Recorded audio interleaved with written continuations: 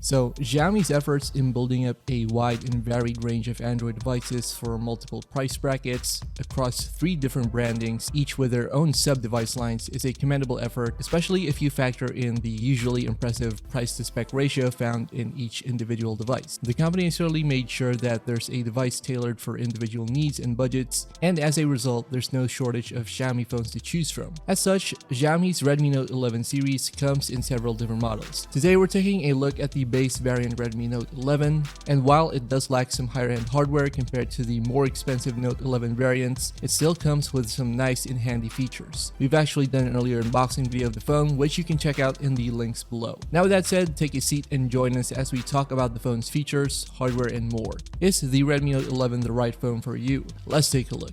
Released earlier in 2022, the Redmi Note 11 comes with a more modern design approach, similar to a lot of newer Redmi and even Poco phones. The device features a clean look with a polycarbonate build, flat sides, and a matte rear panel. We have the black variant of the phone, which is lightweight and grippy thanks to the matte paint job. It also comes with IP53 splash protection, which is a nicely added bonus. The side of the phone features a power button with a built-in fingerprint scanner, which is fast and responsive. There are also built-in stereo speakers on the phone, which sound loud and clear, although with a thin bass sound.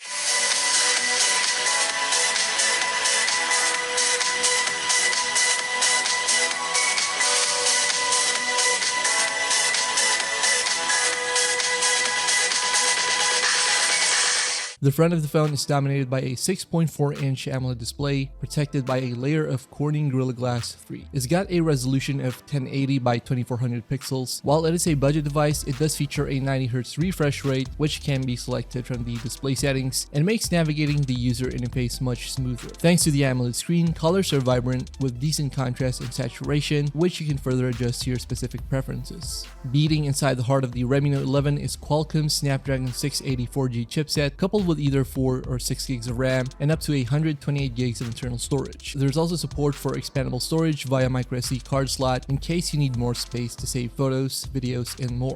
As far as performance goes, the Redmi Note 11 was able to get the job done. Of course, people looking for an ultra-fast and super smooth flagship phone experience won't get the same usage from a budget device like this one. But as far as daily usage goes, I was able to use the phone without any issue. Web browsing, media streaming, and occasional gaming were easily handled by the phone, and the 90Hz refresh rate really made for a visually pleasing experience. Now, one thing to take note of is that the phone runs on Android 11 with Xiaomi's MIUI software. During the time of recording, there's no Android 12 update available, at least for the UK variant that I'm using, so if having the current Android version is a big priority for you, then you might want to take that into consideration.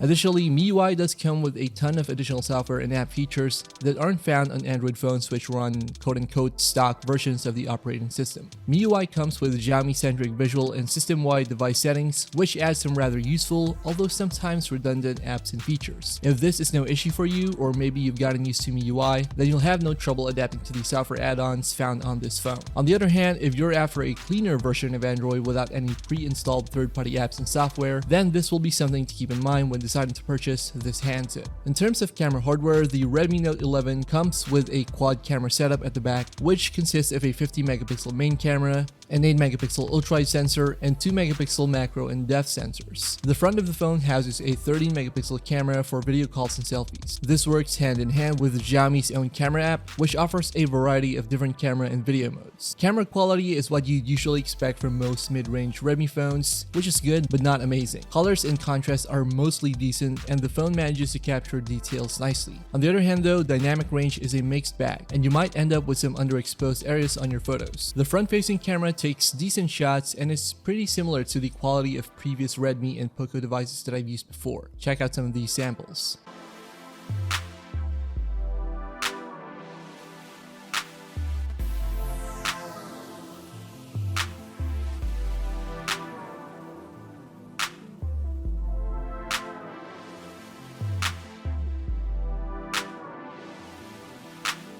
The phone is powered by a 5000 mAh battery, which has been the standard for a lot of budget and mid-range smartphones these days. It was able to last me a full day of usage, and moderate users should get a day and a half worth of battery if they stick to light tasks like communication, web browsing, and such. However, gaming, data usage, and video calls will definitely take their toll on the battery, and you might find yourself reaching for the charger more often if you use the phone heavily. Thankfully though, the phone supports fast charging, so charging the phone up to 100% doesn't take too much time.